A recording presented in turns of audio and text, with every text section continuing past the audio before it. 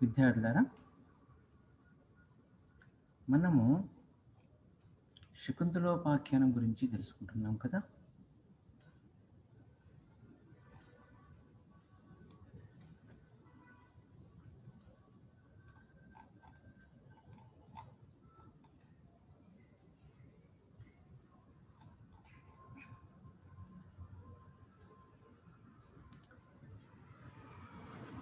శకుంతల దుష్యంతునితో పుత్రగాత్ర పరిష్వంగ సుఖం ఎలా ఉంటుందో చెప్తుంది.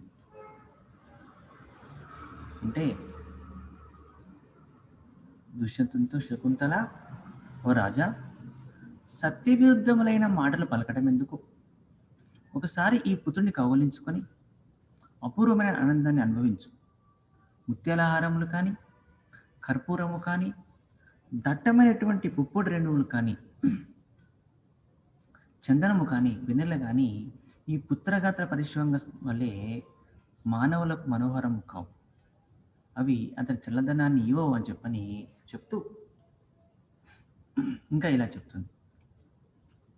అనఘుడు వంశకరుండై, అనఘుడు వంశకరుండై పెన్నుపునన్ ఈ సుతుడు వాజపేయంబులున్ 100 ఒనరించునని సరస్వతి వినిచే మునులు వినంగా నాకున్ విను వీధి దశన్. ఓ రాజా, ఈ పుత్రుడు నీ కుమారుడు అంటే నువ్వు నమ్మటం లేదు. ఈ కుమారుడి యొక్క గొప్పతనం ఏంటి చెప్తాను వినయ్యా. ఒకప్పుడు ఆకాశవాణి చెప్పింది. ఏం చెప్పిందో చెప్తా విను. అనఘుడు వంశకరుండై పెనుపునన్ నీ సుతుడు వాజపేయంబులు 100 ఒనరించునని సరస్వతి వినిచే మునులు వినంగా నాకున్ విను వీధి దశన్.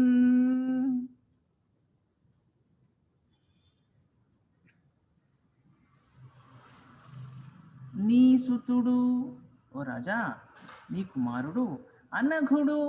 అనఘుడు అంటే పాపములు లేనటువంటి వాడై, అనఘుడు అంటే పాపములు లేనివాడు. వంశకరుండై, వంశాన్ని పెంపొందించేటువంటి వాడై, వంశాన్ని పెంపొందింపడం కోసం పెనపునన్ గొప్పతనము చేత వాజపేయములు అనేటువంటి యజ్ఞాలు, 100 ఒనరించునని, 100 ప్లస్ ఒనరించునని, 100 ఒనరించునని, 100 చేస్తాడని చెప్పని, 100 చేస్తాడని చెప్పని, 100 చేస్తాడని చెప్పని విను వీధి దశన్, 100 చేస్తాడని చెప్పని విను వీధి దశన్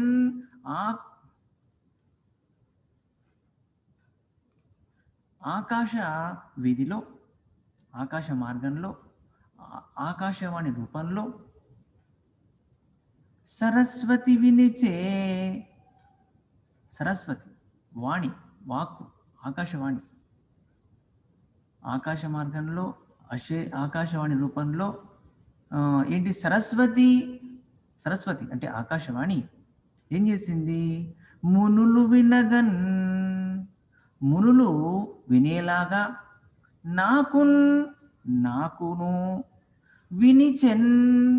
వినిపించింది. మునులు వినేలాగా నాకు వినిపించింది ఆకాశవాణి వాక్కు రూపంలో. ఏమని చెప్పింది అంటే, నీ కుమారుడు పాపము లేనివాడై వంశాన్ని ఉద్ధరించేటువంటి వాడుగా, గొప్ప తేజవంతుడుగా, గొప్పతనంతో వాజపేయము అనేటువంటి యజ్ఞాలు 100 చేస్తాడు అని చెప్పని, చాలా గొప్పవాడు నీ కుమారుడు అని చెప్పిన విషయాన్ని మునులందరూ వినేటట్లుగా నాకు వినిపించేలా ఆకాశవాణి చెప్పిందయ్యా. ఈ కుమారుడు అత్యంత తేజోవంతుడు, గొప్పవాడు అని దుష్యంతునికి శకుంతల చెప్తుంది. కుమారుని యొక్క గొప్పతనం గురించి చెప్తుంది.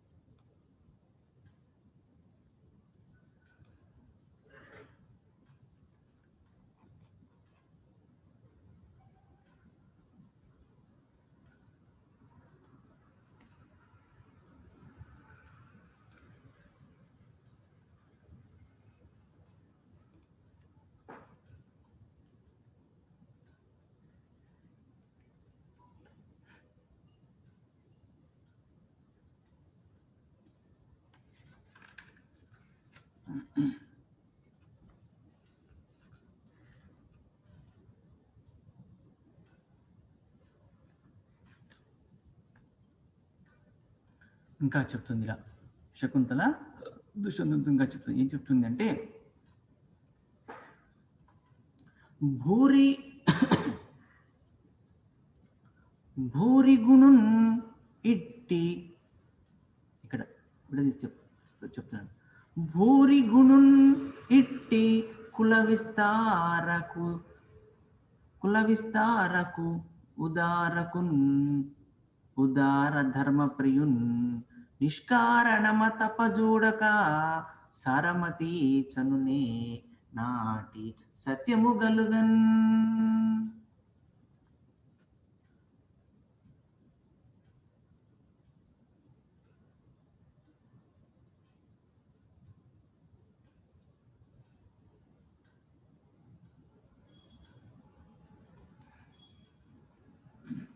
శకుంతల దుష్యంతునితో ఇంకా చెప్తుంది ఏమని, భూరి గుణున్ ఇట్టి కుల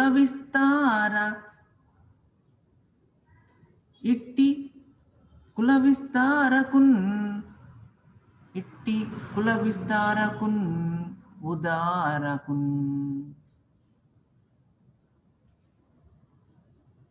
ఉదార ధర్మప్రియున్. ఇక్కడ భూరి గుణున్ ఇట్టి కుల విస్తారకున్ దారకున్ ఉదార ధర్మప్రియన్ నిష్కారణము తపజూడగా సారమతి చనునే నాటి సత్యము గలుగన్.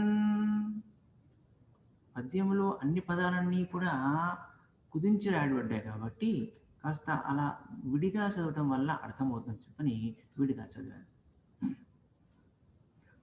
భూరి గుణున్ ఇట్టి కుల విస్తారకున్ దారకును ఉదార ధర్మప్రియున్ నిష్కారణము తపజుడగా సారమతి చనునే నాటి సత్యము గలుగన్. ఉదార ధర్మప్రియ, ఇక్కడ చెప్తున్నాం కదా, ఉదార ధర్మప్రియ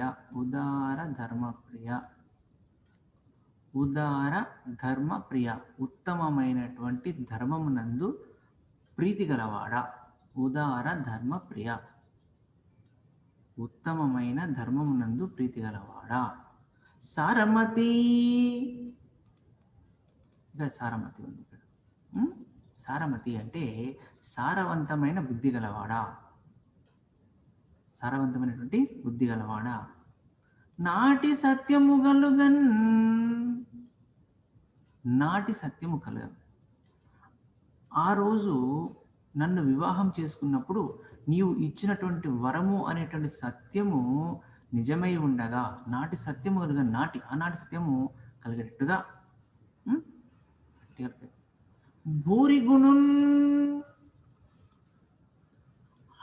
భూరి అంటే అనేకం గొప్ప గొప్పైనటువంటి గుణములకు అనేకమైన గుణాలు కలవడినటువంటి భూరి గుణం అనేకమైనటువంటి గొప్పనైన గుణములు కలిగినటువంటి ఇటువంటి కుల విస్తారకున్ ఇటువంటి కుల విస్తారకునికి కులాన్ని విస్తరించేటువంటి వాడికి కులం అంటే వంశం ఇటువంటి వంశాన్ని విస్తరించేటువంటి అంటే అనేకమైన గుణము కలబడినటువంటి వాడు మరియు వంశాన్ని ఉద్ధరించేటువంటి వాడు వంశాన్ని విస్తరించేటువంటి వాడు దారకును అంటే దార అంటే పుత్రుడు దార అంటే పుత్రుడు దారకున్ అంటే ఈ పుత్రుడిని నిష్కారణం ఏ కారణం లేకుండా అకారణంగా తప్పన్ చూడగన్ విముఖంగా చూడటం తప్పుగా చూడటం చూడకుండా ఉండటం అసహించుకోవటం అనేటువంటిది చనునే తగుతుందా చనున్ ప్లస్ ఏ చనున్ ప్లస్ ఏ తగునా తగదయ్యా ఓ మహారాజా ఉత్తమ ధర్మప్రియ ఉదార ధర్మప్రియ అంటున్నాం ఇక్కడ ఉత్తమమైనటువంటి ధర్మం నందు ప్రీతి గలవాడా ఓ సారమతిని బుద్ధి గలవాడా ఓ మహారాజా మన యొక్క వివాహము నాడు నీవు నాకు ఇచ్చిన వరం ఇచ్చావు కదా ఆ వరము అనేటువంటి సత్యము అనేటువంటిది నిలిచి ఉండేలా గొప్పనైనటువంటి గుణవంతుడు వంశాన్ని విస్తరింపజేసేటువంటి వాడు వంశోద్ధారకుడు అనేటువంటి ఈ పుత్రుడిని అకారణంగా కాదనడం అనేటువంటిది నీకు తగునా కారణంగా ఏ కారణం లేకుండా ఇలా అసహించుకోవటం నీకు తగదు ఏ కారణం లేకుండా అసహించుకోవడము నీకు తగదయ్యా ఓ మహాన్ బావా అని శకుంతల దుష్యంతునితో చెప్తుంది.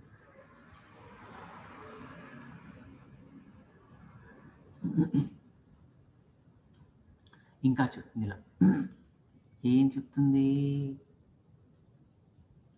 ధర్మం గురించి చెప్తూ ఇంకా చెప్తుంది సత్యము యొక్క గొప్పతనం గురించి చెప్తుంది సత్యం కలిగేటట్టుగా అలాంటి సత్యాన్ని మర్చిపోవద్దయ్యా అని చెప్పింది కదా అలాగే చెప్తూ ఇంకా సత్యం గురించి చెప్తుంది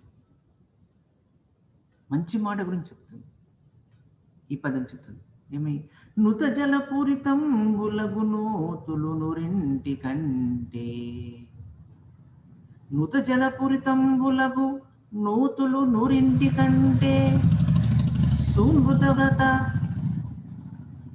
ఒక బావి మేలు సుమృత వ్రత యొక్క బావి మేలు మరి నూతులు నూరింటి కంటే ఒక సత్కతువది మేలు తత్ శతంబున కంటే సుతుండు మేలు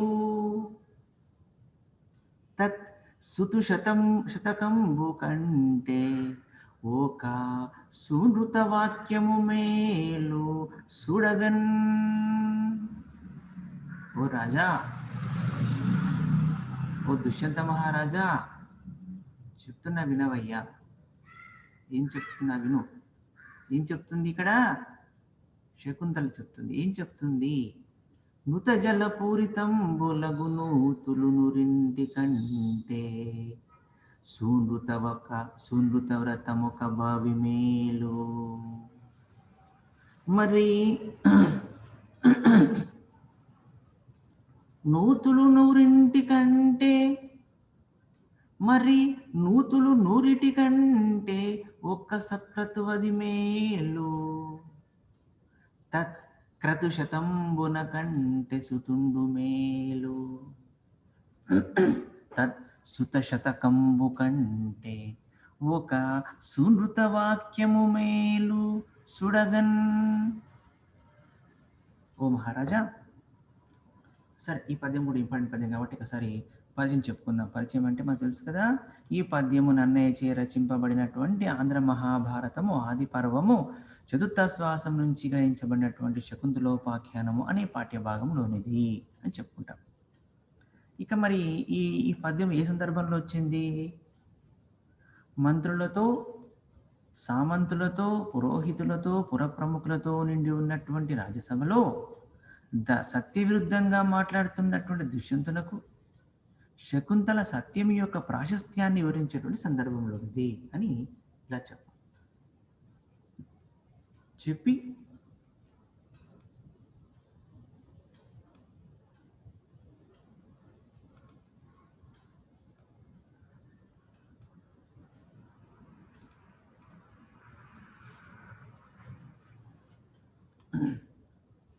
అర్థాలు వివరించారు, ప్రతిపాదనలు వివరించారు అనమాట. ఇక్కడ సూనృత వ్రతం అని చెప్పినాం. ఇందాక చెప్పినాం సత్యవాక్ పరిపాలన.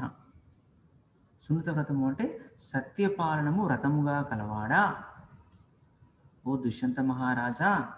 నుత జలపూరితంబులగు, నుత జలము అంటే మంచి నీటితో కూడినటువంటి, పూరితంబులగు నిండి ఉన్నటువంటి, నూతులు నుయ్యి బావి.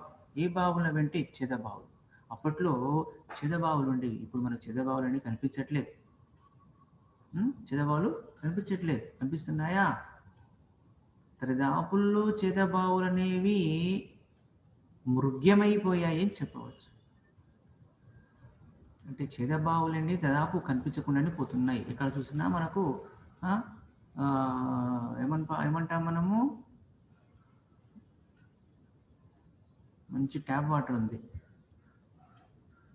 ఏమంటాము, కొత్త పేరు ఉంది అబ్బా గుర్తొస్తలేదు.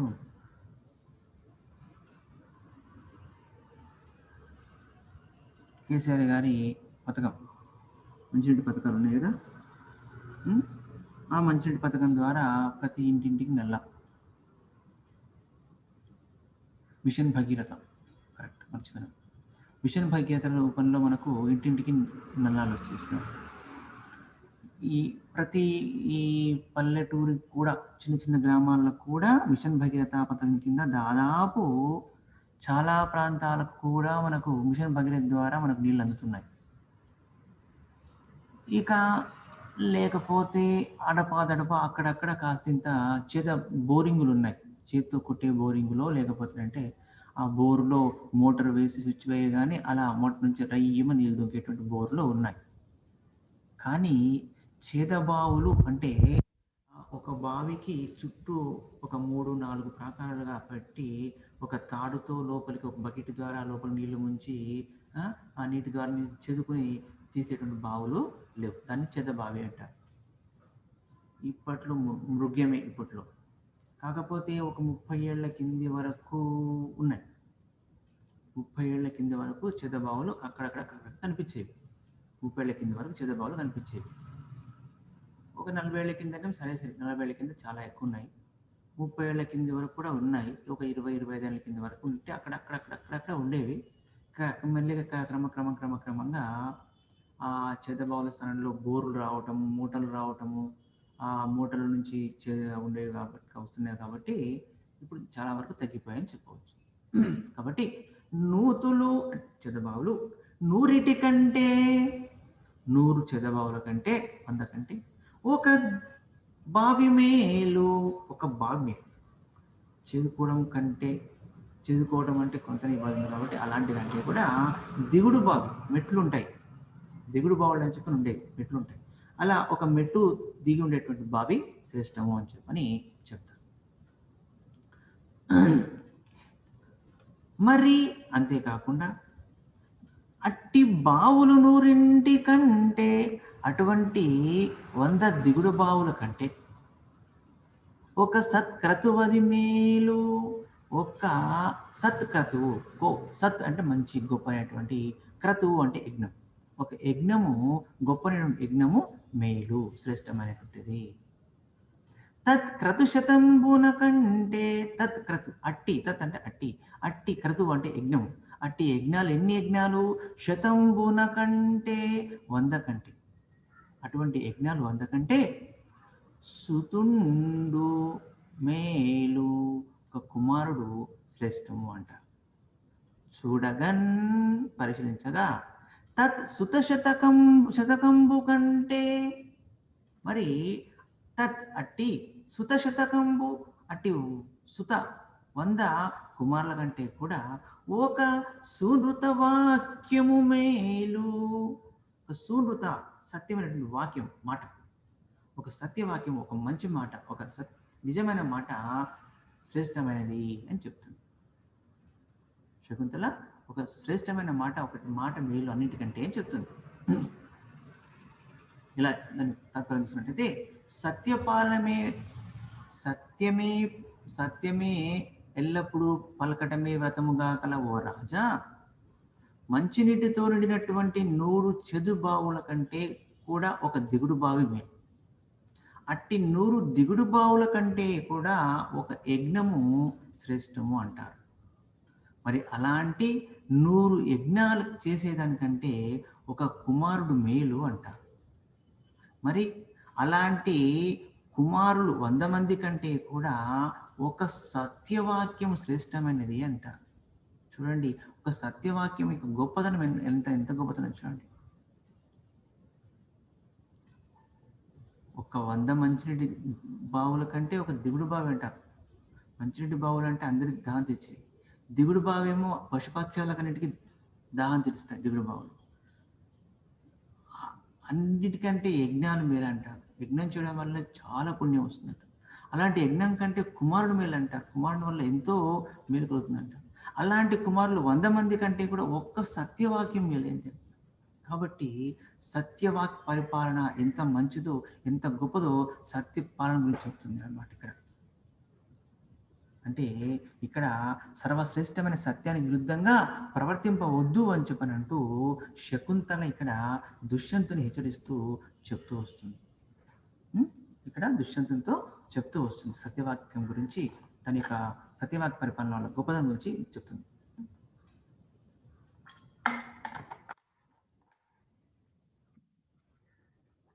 రాజా,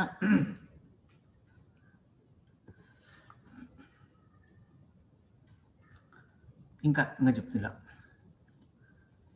అయితే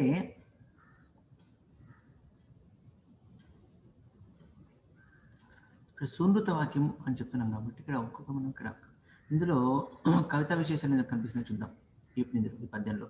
ఏంటంటే సునృత వ్రతం అనేటువంటిది ఒక అభిప్రాయం, ఒక విశేషణంగా చెప్పుకోవచ్చు. అంటే మాట తప్పినటువంటి దుష్యంతుణ్ణి ఎత్తి పొడవడం కోసం అలా శకుంతల వాడినటువంటి ఒక సంబోధనగా చెప్పుకోవచ్చు సునృత వ్రతం, సునృత వాక్యం అనేటువంటిది. కాబట్టి ఇక్కడ సత్యం మాట్లాడడం నీకు వ్రతం కాబట్టి మరి నువ్వు అలాంటి వ్రతాన్ని నువ్వు వదిలేసి నిజం అంగీకరించకుండా అబద్ధం చెప్తున్నావు అంటూ సత్యవాక్యం యొక్క మహిమను ఇక్కడ శకుంతల చక్కగా విడమర్చి చెప్తుంది మనకి ఈ పద్యంలో చెప్పవచ్చు. కాబట్టి ఇక్కడ సత్యవాక్య పరిపాలన గురించి శకుంతల దృష్టిని గుర్తు చేయడం, ఇది నన్నయ్య గారి యొక్క నానా రుచిరార్థ సూక్తులలో ఒకటిగా కనిపిస్తున్నటువంటి ఇది ఒక పద్యంగా చెప్పుకోవచ్చు. మన నన్నయ్య గారి యొక్క ఏమంటాము కవిత లక్షణాలు ఉన్నాయి కదా మనకు, అక్షర రమ్యత, నానా రుచిరార్థ సూక్తినిది అని చెప్పుకుంటున్నాం కదా, అలాంటిది ఇందులో కనిపిస్తుంది పద్యంలో. ఇక ఇంకొచ్చు నెక్స్ట్ ఇంకోటి,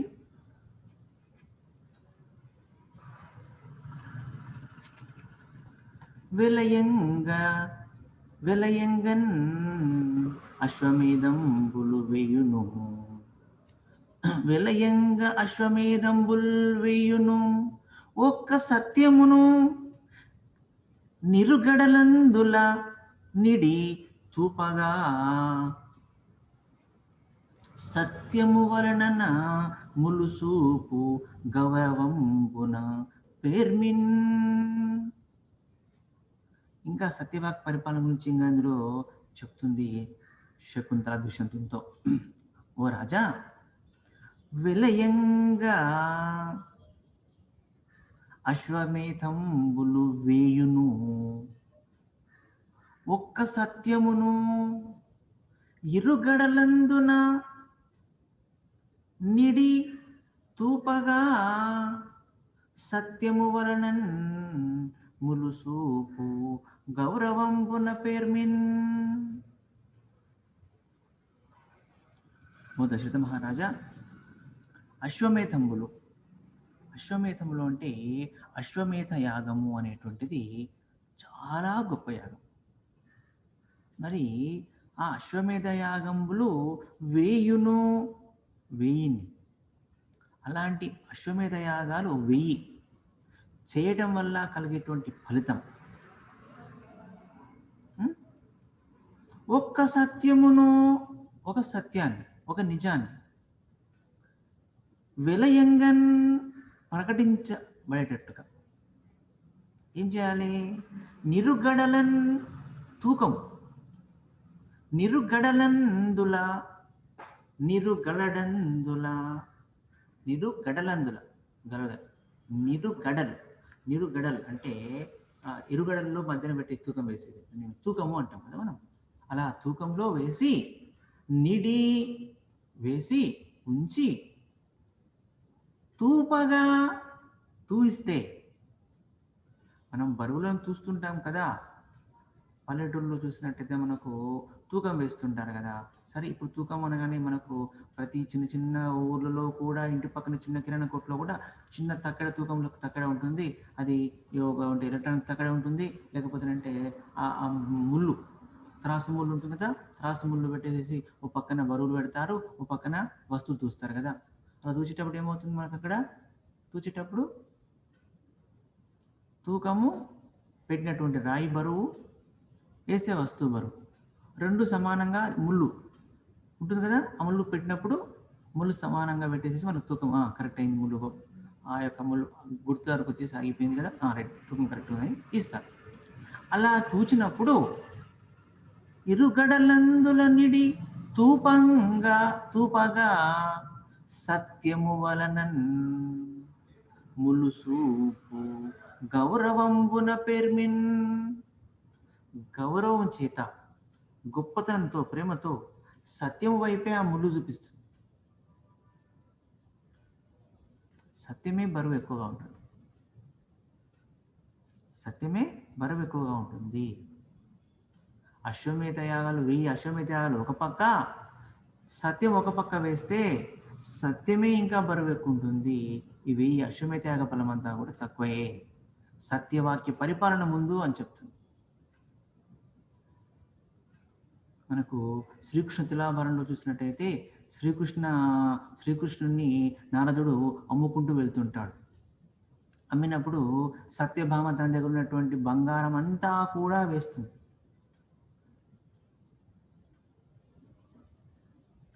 శమంతకమణి ఉంది శ్రీకృష్ణుని దగ్గర, శమంతకమణి ఉంది. ఆ శమంతకమణి రోజుకు 100 బారువుల బంగారాన్ని ఇస్తుంది. ఆ బంగారం వేసిన సత్యభామ తన దగ్గర ఉన్నటువంటి బంగారం మొత్తం వేసి శ్రీకృష్ణుని తూచినా కూడా, ఎంత తూచి ఎంత వేసినా కూడా శ్రీకృష్ణ పరమాత్మనే కింది పోయింటాడు, ఆ బంగారం పైకి ఉంది. బంగారము కిందికి దిగలే. అంటే ఇక్కడ శ్రీకృష్ణ పరమాత్మ కూర్చున్నాడు అనుకోండి, ఇక్కడ బంగారం వేశారనుకోండి, బంగారమే పైకి పోతుంది, తక్కువ అవుతుంది, శ్రీకృష్ణ పరమాత్మని బరువెక్కింది. మరి ఏమైంది అప్పుడు?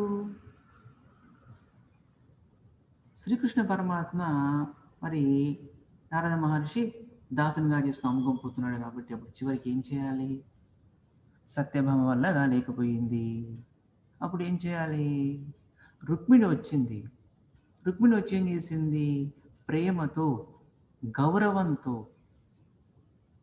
ఇక్కడ ప్రేమ గౌరవాల కంటే కూడా ఇంకొకటి ఎక్కువ, ఇంకొక మెట్టు ఏంది అంటే భక్తి. భక్తి భావనతో శ్రీకృష్ణుడు నా భర్త కాదు, నా భగవంతుడు అనే భక్తి భావంతో ఒక చిన్న తులసి ఆకు ఉంటుంది కదా, తులసి ఆకు యొక్క దాన్ని ఏమంటామంటే 2 తులసి ఆకులతో ఉన్నటువంటి ఇదని తులసి దళం అంటాం. ఆ తులసి దళాన్ని తీసుకొచ్చేసి ప్రేమగా భక్తితో ఆ తులసి దళాన్ని ముక్కి ఆ త్రాసుని అలా వేసింది చాలు. రుక్మిణి దగ్గర ఏమీ లేదు, బంగారము, వస్తువులు, ధనము, ధాన్యము ఏమీ లేదు. ప్రేమ ఉంది, ఆమె భక్తి ఉంది, నిష్కలంక భక్తి ఉంది, శ్రీకృష్ణుని పైన అవ్యాజమైన భక్తి ఉంది. ఆ భక్తితో కేవలము తులసి దళాన్ని తీసుకొచ్చేసి ఆ తక్కెడలో వేయగానే కృష్ణ పరమాత్మ డింగని పైకి లేచిండు, ఈ తులసి దళము కిందికి వచ్చింది. అంటే ఆ ఆ యొక్క తులసి దళము యొక్క బరువు కిందికి వెళ్ళిపోయింది. అంటే ఇక్కడ ఏంటి, అంతవరకు సత్యభామ వేసినటువంటి బంగారు, ఎన్ని అశేషమైన బంగారు ధనధాన్యాలన్నీ తన దగ్గర ఉన్నటువంటి వస్తువులన్నీ వేసినా కూడా శ్రీకృష్ణ పరమాత్మ గారు కిందికి దూడుకొని కూర్చోండి. కానీ అతను తూచడం ఎవరి వల్ల కాలేదు. ఇక్కడ భక్తితో రుక్మిణి వేసినటువంటి ఒక కేవలము 4 తులసి ఆకులను అందులో తూకంలో వేయగానే ఆ పరమాత్మ గారు తులసి ఆకు బరువుకు పైకి వెళ్ళిపోయాడు. అంటే భక్తి గెలిచిందన్నమాట. భక్తి యొక్క బరువు చాలా ఎక్కువగా ఉంది. అలాగే ఇక్కడ కూడా శకుంతల చెప్తుంది, ఏమని చెప్తుంది దుష్యంతునితో, ఓ రాజా, నీవు సత్యవాక్ పరిపాలన చేసేటువంటి వాడు కరెక్టే, కాబట్టి సత్యం యొక్క గొప్పతనం నీకు తెలిసి కూడా నువ్వు అబద్ధం మాట్లాడుతున్నావే అంటూ సత్యం యొక్క గొప్పతనం చెప్తుంది. ఏం చెప్తుంది, ఓ మహారాజా, నీవు అశ్వమేధ యాగమే గొప్పది. అలాంటి అశ్వమేధ యాగాలు 1000 చేసినటువంటి అశ్వమేధ యాగ ఫలం ఒక్క దగ్గర పెట్టి సత్యాన్ని ఒక దగ్గర త్రాసులు తూస్తే సత్యమే బరువుగా ఉంటుందయ్యా. నీవు 1000 అశ్వమేధ యాగాలు చేసిన ఫలం అంతా కూడా నిష్ఫలమే. ఒక సత్యవాక్ పాలనమే చాలా గొప్పది అని చెప్పని సత్యవాక్ పరిపాలన గురించి చెప్తుంది. కానీ ఇక్కడ నువ్వు సత్యం యొక్క గొప్పదాన్ని నువ్వు మర్చిపోతున్నావు, అబద్ధం చెప్తున్నావు, అసత్యం చెప్తున్నావు అయ్యా ఓ దశరథ మహారాజా అని చెప్పనంటూ దుష్యంతునితో శకుంతల చెప్తుంది. అంటే ఒక త్రాసులో బాహాటంగా 1000 అశ్వమేధ యాగాల యొక్క ఫలాన్ని ఒకవైపు, సత్యం యొక్క వాక్య మహిమను ఒకవైపు ఉంచినట్టయితే త్రాసు సత్యవైపు మాత్రమే బరువు అనేటువంటిది కనిపిస్తుంది అని చెప్తూ సత్యమే 1000 అశ్వమేధ యాగాల కంటే కూడా గొప్పదని నిరూపిస్తుందని చెప్పని సత్యం యొక్క ప్రాశస్త్యాన్ని శకుంతల దుష్యంతునితో వివరిస్తూ ఉంది.